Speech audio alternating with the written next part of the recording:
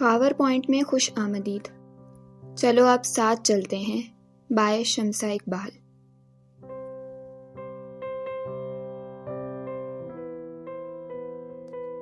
قسط نمبر 27. سعد میز کی جانب چل دیا. وہ دائیں ہاتھ سے اپنے بائیں کندھے کو دبا رہا تھا جس میں اسے شدید درد محسوس ہو رہا تھا. تھکاوٹ سے اس کا پورا جسم ٹوٹ رہا تھا. کمرے میں پہنچتے ہی وہ بیڈ پر اوندھا لیٹ گیا تھا. وہ ہادی سے خفگی کا اظہار تھا کہ وہ اس سے بات کیے بغیر کمرے میں آ گیا تھا. اسے لیٹے 1 منٹ ہی ہوا تھا کہ ہادی بھی اندر آیا. مسکرا کر اس نے سعد کو دیکھا. وہ اس کے بچپنے پر مسکرا دیا. بچپن میں بھی جب وہ ہادی سے خفا ہوتا تھا تو ایسے ہی اوندے منہ لیٹ کر تکیہ منہ پر لے لیتا تھا. ہادی نے آگے بڑھ کر اس کے جوتے اتارنے چاہے.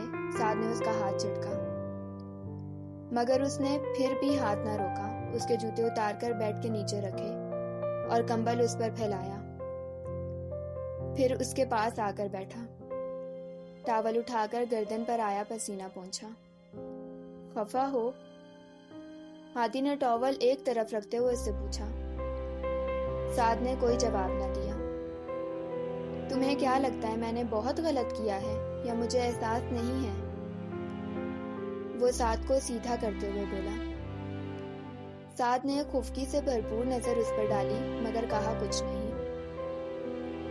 تم ایک ایماندار اور ذمہ دار آفیسر ہو سعد. تمہاری زندہ دلی، تمہارا مذاق، تمہاری شرارتیں ہمیں بھی پسند ہیں.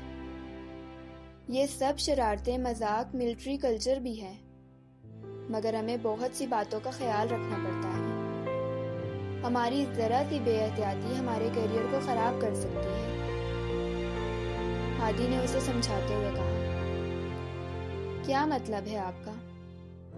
سعد نے اس سے سوال کیا. یونٹ میں بھی اور یہاں بھی کچھ لوگوں سے یہ بات سننے میں آئی ہے کہ کچھ لوگ سمجھتے ہیں کہ میں اور پاپا سینیورٹی اور اپروچ کی بنا پر تمہیں سزا سے بچا لیتے ہیں اور تمہیں فیور دیتے ہیں، جبکہ ایسا کچھ بھی نہیں ہے. میں اور پاپا ایک بھائی اور ایک باپ ہونے سے پہلے ایک آرمی پرسن اور ایک آفیسر ہیں. مگر ان سب کی یہ غلط فہمی دور کرنا ضروری تھی تاکہ یہ باتیں تم تک نہ پہنچ سکیں. میں ابھی بھی تمہیں یہ بتانا نہیں چاہتا تھا مگر تمہاری ناراضگی کی وجہ سے بتا دیا. ہادی نے اسے اپنے عمل کی وضاحت دی. تمہاری طبیعت اگر خراب تھی تو تمہیں مجھے بتا دینا چاہیے تھا. ہادی اب اسے کہہ رہا تھا. سعد کی خفگی پل میں دور ہوئی تھی. یہ معمولی سا بخار ایک فوجی کا کچھ نہیں بگاڑ سکتا. وہ مسکراتے ہوئے کہہ رہا تھا. وہ اب سر ہادی کی گود میں رکھے لیٹا تھا. بازو دبائیں اب میری. باہر فیور نہیں کر سکتے کیونکہ سینئر ہے مجھ سے اور رولز فالو کرتے ہیں مگر ابھی تو بھائیوں کی طرح خدمت کر سکتے ہیں نا. کھانا منگوا کر دے مجھے اور بازو دبائیں میری. سعد ہادی پر روب جماتے ہوئے بولا. ہادی اس کے بدلتے موڈ کو دیکھ کر مسکرایا. تم ساس نہیں ہو میری، نہ میں بہو ہوں تمہاری جو تمہارے نخرے اٹھاؤں. ہادی نے اسے پرے دھکیلنا چاہا. سعد زبردستی اس کی گود میں سر رکھ کر لیٹ گیا. بازو دبائیں سچ میں بہت درد کر رہی ہے. سعد چلایا. سچ میں بہت درد کر رہی ہے کیا؟ ہادی افسوس سے کہہ رہا تھا. وہ شرمندہ تھا. سعد نے ایک نظر اس کے شرمندہ سے چہرے کو دیکھا پھر مسکراہٹ دبائے اسبات میں سر ہلا دیا. درد تھا مگر اتنا بھی نہ تھا جتنا ہادی شرمندہ تھا. اگلے 2 گھنٹے ہادی اس کے پاس بیٹھا اس کے بازو دباتا رہا. بازو دباتے دباتے اس کے اپنے بازو درد کر رہے تھے جبکہ سعد خواب خرگوش کے مزے لوٹ رہا تھا. 2 بجے ہادی نے سعد کو جگا کر اسے فریش ہونے کو کہا اور خود اس کا کھانا منگوانے چل دیا. 20 منٹ بعد جب وہ اندر داخل ہوا تو سعد صوفے پر پاؤں پھیلائے چہرے پر مصنوعیت تاری کیے بیٹھا فون میں مصروف تھا. ہادی کو دیکھ کر اس نے اپنی شرارت سے چمکتی آنکھیں اس پر مرکوز کی.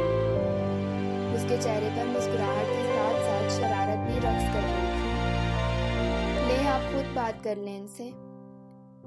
اس نے دکھ بھرے انداز میں کہا، جبکہ چہرے پر ابھی بھی مسکراہٹ رقص کر رہی تھی۔ اسٹار پلس کے ڈرامے شاید بچپن میں بہت دیکھے ہیں اس نے، ہادی نے دل میں سوچا۔ ماہی آپی آپ سے بات کرنا چاہتی ہیں۔ سعد نے فون ہادی کو دیا۔ ہادی نے حیرت سے اسے دیکھا، پھر موبائل کان کے ساتھ لگایا۔ ہیلو؟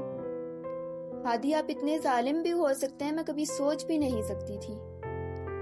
سعد کو اس حال میں بھی آپ نے اتنی سخت سزا دی، اور اب یہ مت کہنا کہ وہ جھوٹ بول رہا ہے، کیونکہ حیدر بھائی بھی مجھے بتا چکے ہیں آپ نے میرے بھائی کے ساتھ اتنا برا بیہیو کیا ہے، بات بھی مت کیجیے گا مجھ سے۔ ماہین کی آواز گونجی تو وہ ہکا بکا رہ گیا۔ وہ ہیلو ہیلو کرتا رہ گیا، مگر وہ کال کاٹ چکی تھی۔ اس نے دوبارہ کال ملائی، پھر کال کاٹ دی گئی۔ 20 منٹ میں جانے ساتھ نے اسے کیا پٹی پڑھائی تھی کہ وہ اس کا ایک لفظ سننے پر بھی راضی نہ تھی۔ تبھی وہ سعد کی طرف پلٹا، جو واش روم کے دروازے سے اندر کھڑا باہر جھانک رہا تھا۔ اس کے چہرے پر سجی شرارت کا مطلب وہ اب سمجھا تھا۔ موقع بھی ہے، دستور بھی ہے، چلو جانم بدلے کی رسم پوری کرتے ہیں۔ سعد یہ کہہ کر کھڑا اسے دیکھ رہا تھا۔ ہادی اسے پکڑنے کو بھاگا، مگر اگلے ہی پل وہ واش روم میں تھا اور دروازہ بند تھا۔ ہادی دانت کچکچا کر رہ گیا۔ تم انتہائی کمینے انسان ہو سعد، وہ چلایا تھا۔ مجھے کوسنے کی بجائے حیدر بھائی اور ماہی آپی کو منانے کے بارے میں سوچیں، سعد کی آواز آئی۔ ہادی خون کے گھونٹ بھر کر رہ گیا۔ وہ اب سامنے صوفے پر بیٹھا ماہین کا نمبر ملا رہا تھا، جو کال نہیں اٹھا رہی تھی۔ یہی حال حیدر کا تھا، وہ بھی کال ریسیو نہیں کر رہا تھا۔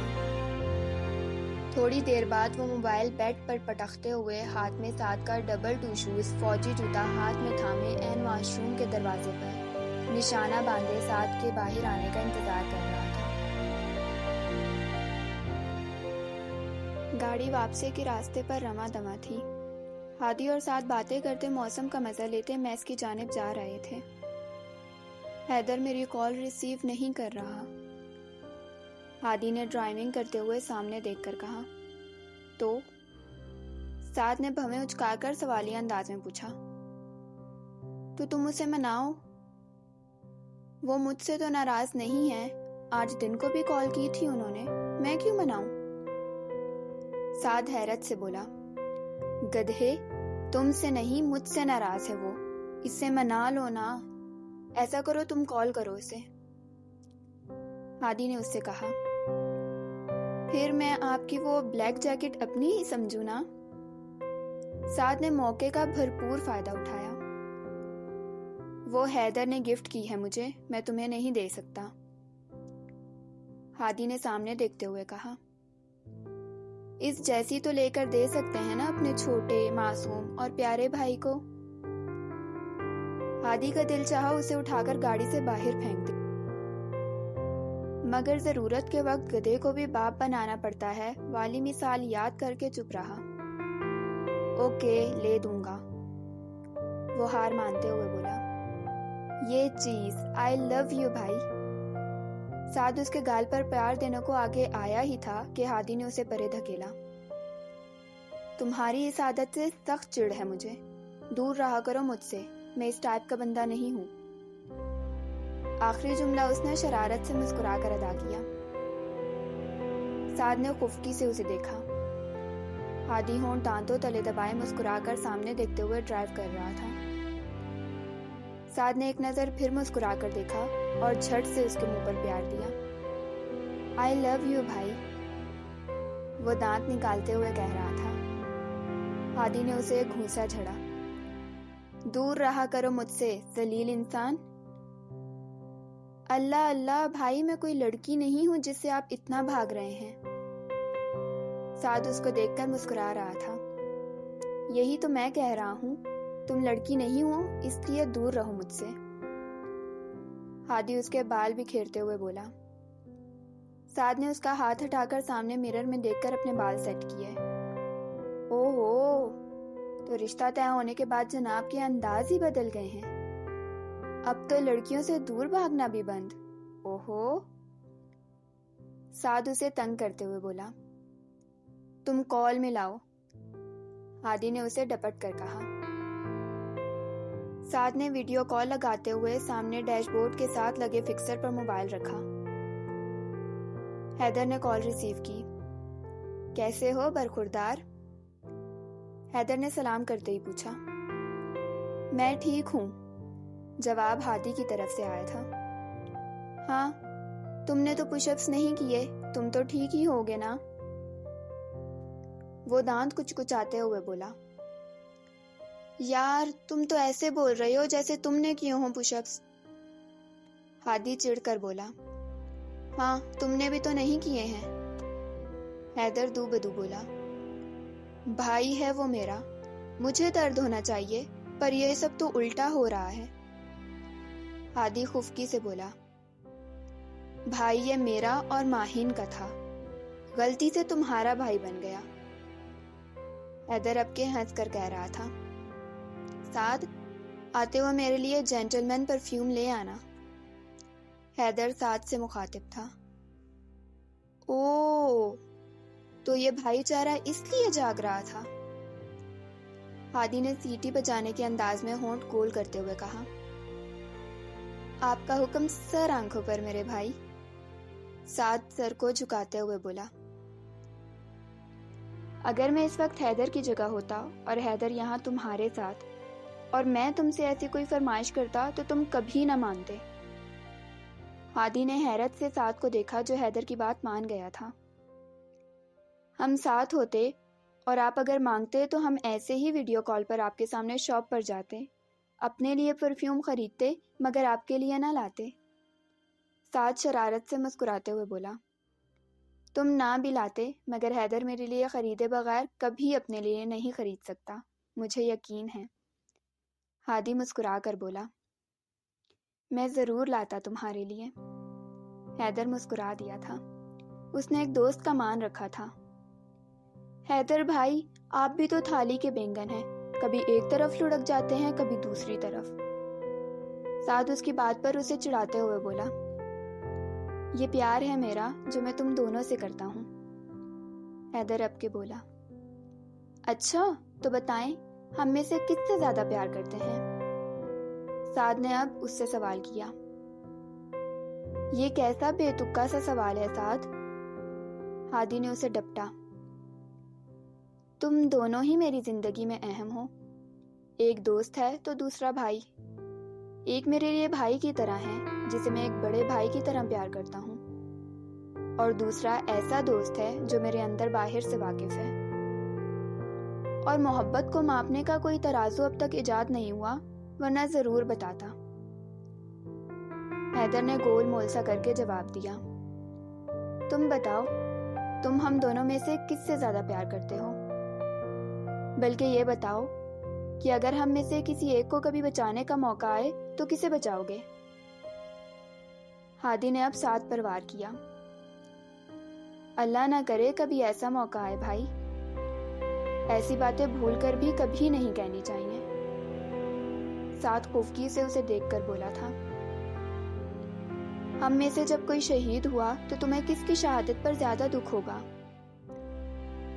ہادی نے سوال کو بدلا، ساتھ ہی گاڑی کی بریک لگائی۔ سامنے ہی پرفیوم شاپ تھی۔ اب وہ سعد کی جانب مڑا سوالیہ نظروں سے اسے دیکھ رہا تھا۔ سعد کے لیے سوال کا جواب دینا مشکل تھا۔ اس نے موبائل اسکرین پر حیدر کا چہرہ دیکھا، پھر ساتھ بیٹھے ہادی کو دیکھا۔ ہادی، یہ انتہائی فضول سوال ہے، ساتھ تم جاؤ میرا پرفیوم لے کر آؤ۔ حیدر نے ہادی کو ڈپٹا۔ سعد نے ایک نظر اسے دیکھا جیسے شکریہ ادا کیا ہو اس وقت مدد کرنے کے لیے، اور گاڑی کا دروازہ کھول کر باہر نکل گیا۔ ہادی نے حیدر کی جانب دیکھا جو اب مسکرا رہا تھا۔ تم جانتے تھے نا وہ تمہارا نام لے گا؟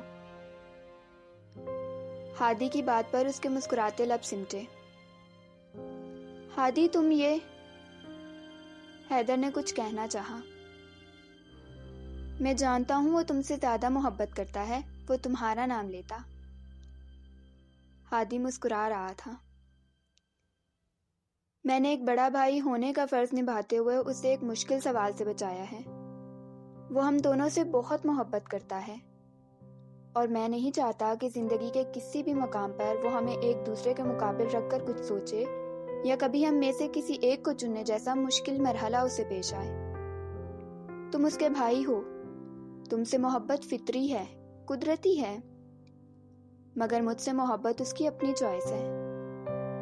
وہ مجھے بھی اپنا بڑا بھائی سمجھتا ہے اور میرے لیے وہ میرا بھائی ہے، اور اس محبت کا کوئی مقابلہ نہیں ہے کہ کس سے زیادہ کرتا ہے انسان اور کس سے کم۔ محبت تو محبت ہوتی ہے، اس میں کم یا زیادہ کچھ نہیں ہوتا۔ ہادی نے مسکرا کر سر ہلایا، گویا اس کی بات سمجھ گیا ہو۔ سعد دروازہ کھول کر اندر بیٹھا۔ ان دونوں کی سنجیدگی دیکھ کر وہ سمجھ گیا کہ سوال ابھی بھی سامنے کھڑا ہے۔ اس نے گہری سانس بھری۔ اگر میرے پاس 2 لوگوں کو بچانے کی چوائس ہوتی تو میں آپ دونوں کو بچاتا اور خود مر جاتا۔ سعد نے سنجیدگی سے اور صدقے دل سے کہا۔ اللہ نہ کرے، ہادی اور حیدر بیک وقت بولے تھے، ان کا دل دہل گیا تھا۔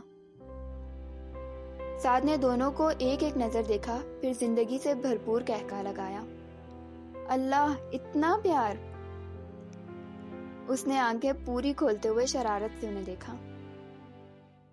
دیکھیں بھائی، نیک لوگ جلدی مر جاتے ہیں، اس لیے آپ دونوں کو تو مسئلہ نہیں ہوگا۔ ٹینشن تو مجھے ہونی چاہیے، نیک بندے کو۔ سعد شرارت بھرے لہجے میں کہہ رہا تھا۔ فضول باتیں کرنا بند کرو۔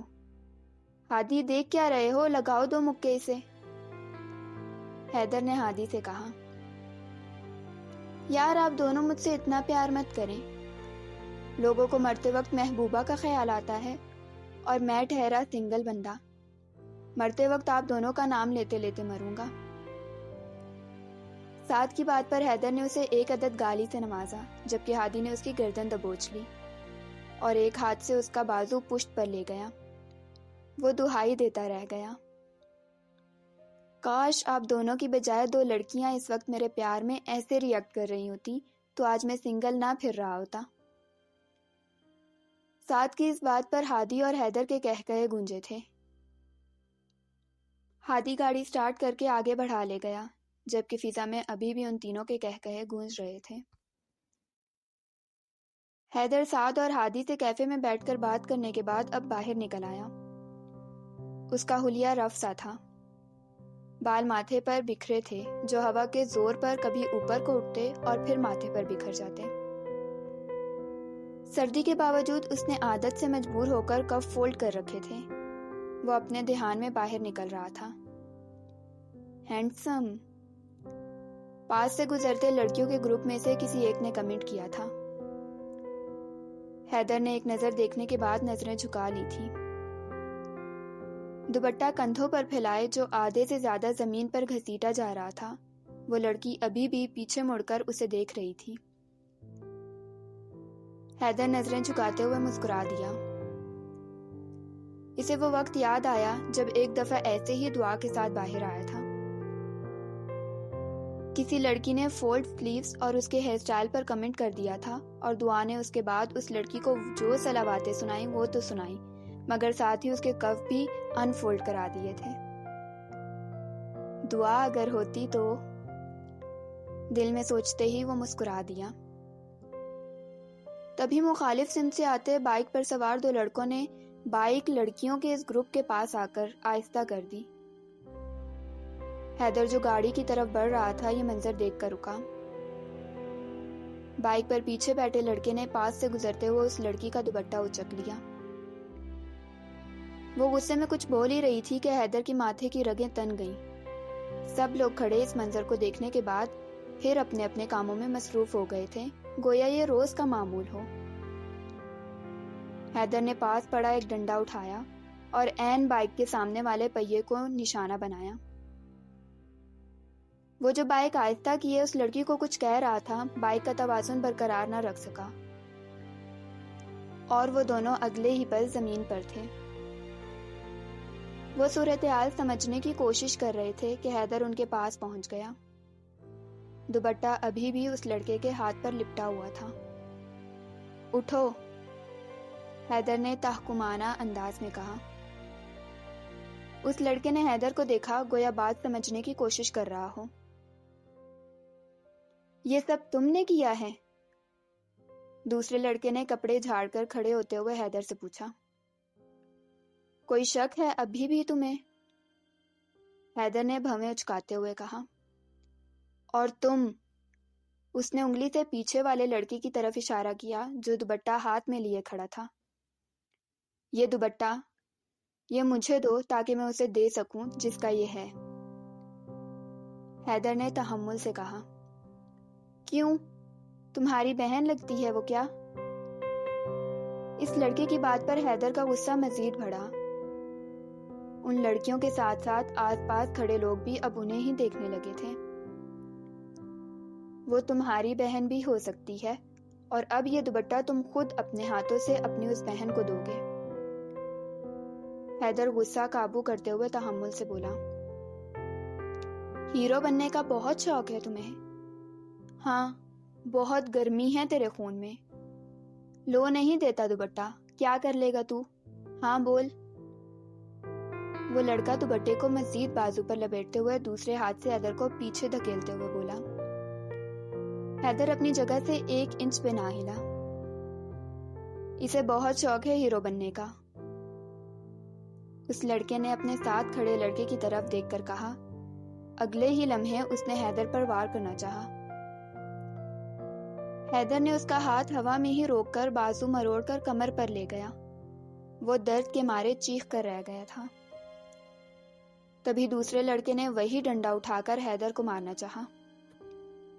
حیدر نے دوسرے ہاتھ سے ڈنڈا پکڑا جو اس لڑکے کے ہاتھ میں تھا اور ہاتھ کو جھٹکا دیا جس سے وہ سیدھا اس لڑکے کی ناک پر جا لگا تھا۔ اس نے بے یقینی سے اپنے ناک کو چھو کر دیکھا جس سے اب خون بہہ رہا تھا، اور پھر حیدر کو دیکھا۔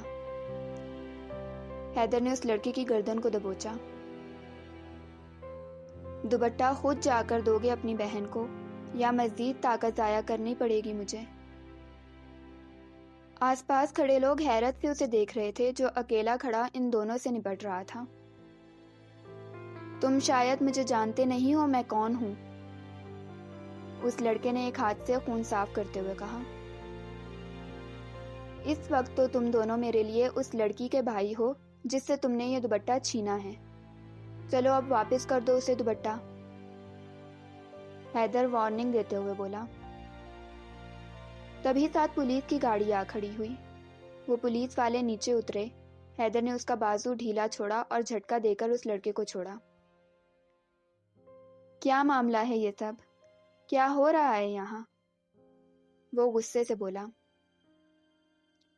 میں MLA دلاور شاہ کا بیٹا ہوں اور اس شخص نے مجھے زخمی کیا ہے، یہاں کھڑے سب لوگ گواہ ہیں،